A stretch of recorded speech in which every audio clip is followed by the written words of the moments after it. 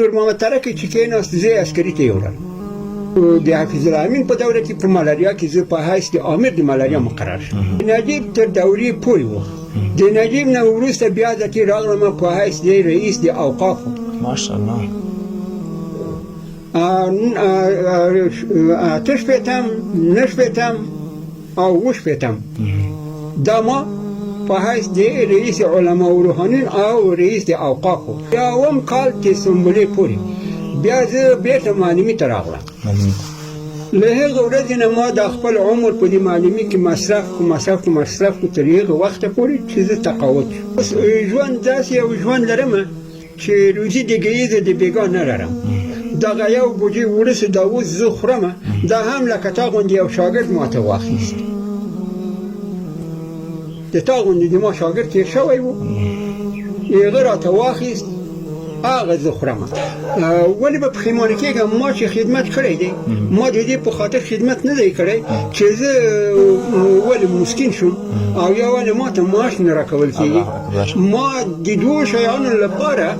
خدمت کړی دی چې د دې خاورې د رضا لپاره او د الله د رضا لپاره په اول قدم کې د الله د رضا لپاره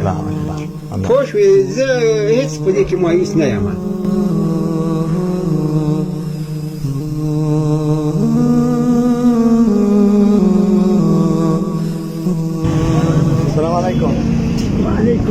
استاد محترم څنګه نشته جوړې بخیر سیادي خدا خیر ژوند خدا سره مشه خیر صلات استاد خیر سي ډیره مننه څنګه دا کاروبار می دا تناسته مدام د کابل پور اورم سیبا په پورې راوړې هغه بیا کله خاصي کله نشي خاص ما پیژنې چې مې وخت شاګرد د شان تجربه ویلې ساکي ورځ ژوند دی راوړل چې ما فکر کوجای نه ده لاس ورانه تختوي لاس تختوي دا ډېر دا مو کې راځي خزه خدای مهربان دی زو کوړه مې یوزه راځي یو ضرورت تاسو کوړه لاړ شو ها صحیح و به تر دې موږ راوړو موټر کې صحیح درځه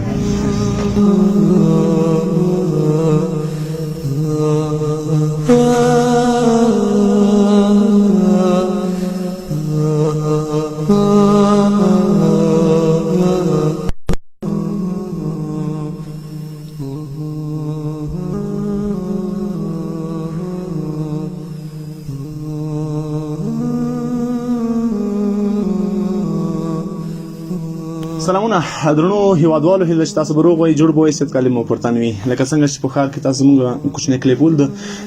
دې استاد ترڅنګ موږ لاړو کتابونه خرڅول معلم صاحب زموږ د لیسې دورې استادو دا چې د ژوند څنګه له ښوونځي راغلی دا بیا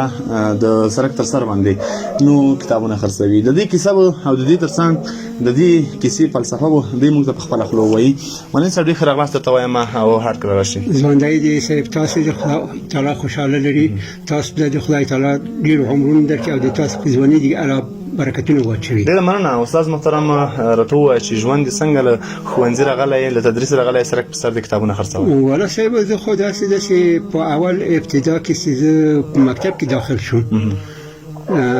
ډېر د غریبي ژوند مې لاره بیا دا و چې مکتب مې په غریبي کې ویل بیا د مونږ اقارب د خدای تعالی وبخښي د مونږ یو مور هغه بیچاره مړه شوه چې مړه شوله نو د ما سره نور شی نه و د هغه د کفن او د ګول له پیسو نه 110 روپۍ پاتې وې 110 روپۍ په هغه وخت کې ډېر شی و خو بالاخره یو مازدیګر اوسې داسې چورت مې ډېر خرابه سوه ځکه چې مور د چا نه هېرېږي مور ډېر ګران شی وي نو ما د خپل پلار ته ویلي چې قبلګاه صاحبه ډېر سخت په تنګ راغلی یم غواړم چې کابل ته ولاړ شم که لږ مې داسې ساعت تېر شي خو ولاړم دا د پخواني موټرې وې په د بارداره موټر چې دا د غنمو په سر باندې سپور شوم چې ولاړو خو هلته دا 10 روپۍ په هغه باندې ولاړې چې 15 روپۍ د ما شوې 15 روپۍ د ما د پلار شوې خو بالاخره دغه هوټل ته چې ولاړو د ما د پلار سپینې ږیرې ته چې وکاته هوټلي له موږ نه پیسې وانخیستلې هغه شپه مې تېره کړه سبا ته چې موږ ګردیز ته حرکت کوو خپل لالا ته وویل چې پلاره په هغه وخت کې ما تعلیبیم کوله په د جماعتو کې به په سوال باندې سبق ویل یو مولا ته به ودرېدم بل ته به ودرېدم بل ته به ودرېدم دغه دیني کتابونه ما ته راکړه په هغه وخت کې ما نوی مختصر شروع کړی و نور د قرآن شریف و دا شیان مې ختم کړي وو مختصر ته رسېدلی و نو ما پلار ته ویلې چې دا مختصر مې نږدې دی چې په ختم ورسېږي ختم شي نو زه غواړم چې دغه د ما د مور له ګور او کفن نه دغه یو 100 روپۍ پاتې دي نور زه چې خدای لرم موټروان ته به ووایي چې په خیراتي مې نیسي خو دا به زه یو کتاب ځان ته واخلم په نوم د مستخلص سره دا به زه واخلم په دې وخت کې چې انقلاب راغی په انقلاب کې ذاتي بیا ګډوډي جوړه شوه دې حتی نسبتاً ذاتي په خپل هم زه احتیاج شوم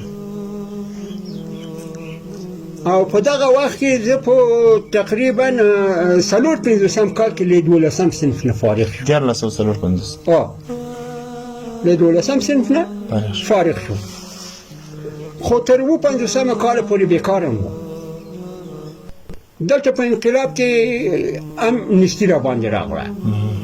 ځکه چې داود لار هغه ځوان مې چې و له منځه ولاړ دوکان کې راوکړه بل شی وکړه خو مقصد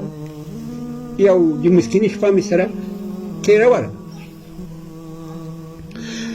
په دا نوی انقلاب کې نور محمد ترکی چې کېناست زه یې عسکري ته یوړم یو کال و څو میاشتې ما عسکري وکړه بیا ذاتي پسې راغلم د حفیظ الله امین په دوره کې په ملاریا کې زه په حیث د امیر د ملاریا مقرر شوم د نجیب تر دورې پورې و د نجیب نه وروسته بیا ذاتي راغلم په حیث د رئیس د اوقافو ماشاءالله 8 9 او 7 دا ما په حیث د رئیس علما و روحانین او رئیس د اوقافو چې یو کال په حیث د علما و روحانین او بل 2 کال په حیث رئیس د اوقافو ما کار وکړ د اویاوم کال د سنبلې پورې بیا زه بیرته معلمي ته راغلم له هغه ورځې نه ما د خپل عمر په دې معلمي کې مصرف کو تر هغه وخته پورې چې زه تقاعد شوم او څومره وخت کېږي تقاعد شوی تقریبا یاره د پروسه حامله کې زه تقاعد شوم او نور خو یې څه کوي چې دغه اول مجاهدینو کې چې مخکې له دې طالبانو نه و چې دا طالبان نه نور طالبان له هغه نه مخکې په نوم د مجاهدینو چې خلک راغلل ما ته هېڅ شی پرې نه ښود ټول یې رانه چور کړ که کور و که ځوان و که بل و ټول یې رانه یوړ نو هماغسې د بیچارګي ژوند را باندې تېر شو تر اوسه پورې تېرېږي اوس د ژوند څنګه دی اوس ژوند داسې یو ژوند لرمه چې روزي د ګیزه د بیګا نه لرم دغه یو بوجي ورسې دا اوس زه خورم دا هم لکه تا غوندې یو شاګرد ماته واخیست د تا غوندې د ما شاګرد تېر شوی و هغه راته واخیست هغه زه خورم و تقاعدي معاشونه درکوي تقاعدي معاشونه د ټول باندې د ټول افغانستان باندې یوازې د ما نه ده نو د کتابونو چې خرڅوي د ورځې څومره سودا کوي دا کتابونه چې زه راوړم کله 100 کله 80 کله 200 کله برابري ده نو خو په هغه کې ما هغه څه ګټه کېږي هغه د کاغذو والا چې د کاغذونو ټولوي دا ورته دا رانه تښتي د ما سترګې نه ویني منډه نفسي وایسم بس وړي الله اکبر درنو لیدونکو څلوېښت کاله استادي وکړه همداسې له هغه زیاته خدمت وکړه تعلیم وکړه درس ووایه بالاخره راشه چې کله تقاعد شي په دې عمر کې سره اکثر باندې کتابونه او دغه کتابونه هم چې ما راوړي دي ما له کابلي نه پور راوړي دي په دغه کې ما 2000 روپۍ د کابلي په خپل نس باندې خوړلې دي چې چای راوړه بوره راوړه تیل راوړه مالګه راوړه ولکه هغه ته د حساب لپاره ورته خدای مهربان دی استاد محترم موږ ژوندي یو او زموږ به احساس ورونه ژوندي دي حتما ته بیا داسې کار زمينه برابر وشي ته وکولای شي خپل کورنۍ ور باندې وساتي او یا به هم ساس د کورنۍ مصارف زموږ داسې ورونه پیدا کیږي چې په غاړه باندې واخلي اوس درته وایم چې په خپل تعلیم او خپل وظیفې په خو پښیمانه نه ولی به پښیمانه کېږم ما چې خدمت کړی دی ما د دې په خاطر خدمت نه دی کړی چې زه ولې مسکین شوم او یا ولې ما ته معاش نه راکول کېږي ما د دوو شیانو لپاره خدمت کړی دی چې د دې خاورې د رضا لپاره او د الله د رضا لپاره په اول قدم کې د الله د رضا لپاره. الله اکبر. پوه شوې زه هېڅ په دې کې مایوس نه یم. الله اکبر. بالکل توکل په خدای. زمونږ به احساس ورونه دي تاسو د دې سپینګری استاد زمونږ د بابا جان خبرې واورېدلې که لږم هم هغه په بدن کې افغاني وینه چلیږي نو حتما وایي تاثیر در باندې کړی وي. وایي 40 کاله مې خدمت کړی، له 40 کاله زیات مې استادي کړې ده، همداسې مې نور کار کړی، تعلیم مې کړی او امامتوب مې کړی ده، خو پښیمان نه یم ورباندې چون اوس کتابونه هم خرڅوي. استاد محترم لیدونکي دې ویني څه پیغام ورته لري؟ زموږ پیغام دا ده لکه ما غوندې مسکینانو سره که یې له وسه پوره وي کومک دې وکړي. او که چېرې تاسې ووایي چې دی به دروغ وایي زه دومره وس واللهي که لرم. مور مې تاسې په خپله وینئ هغه ته یو میره مې ده خو هغه مور ده پروت دی تقریبا 2 کاله کېږي چې دی مریضه ده. والله که دومره پیسې لرم چې دی ډاکټر ته یوسم. الله اکبر. خدای مهربان دی ان شاء الله تعالی. استاد محترم ته پر موږ حق لري، یوازې پر موږ نه په دې ټولنه حق لري، په دې حکومت حق لري، په دې ټولو خلکو حق لري. تاسو دا داسې روزلي داسې خلک دي روزلي چې هغوی حتما ستاسو غږ اوري هم د حق خپروي. درنو لیدونکو دا استاد دومره به زه ووایم چې زموږ د ښوونځي دورې استاد و، موږ ته به تاریخ تدریسوو، یعنې په دې ډول تدریسوو چې زه فکر نه کوم چې په دې لنډه منطقه کې دغسې ښوونکی د تاریخ پیدا شي. ټول تاریخ په یادو زده دی او بغیر له کتاب یې موږ ته تدریسوو. خو اوس الله تعالی ما ډېر ځل ویلي دی چې انسان کله کریاب کله دریاب، کله یو ډول وي کله بل ډول وي. اوس داسې حالت راغلی چې له استادۍ تقاعد شوی او د سرک پر سر کتابونه خرڅوي. دا چې ژوند یې څنګه و تاسو یې پخپله واورېده. نو په سکرین باندې زموږ د وټساپ شمارې دي، هر څه مو چې په وس کې وي هر څه کومک چې کولی شئ تر دې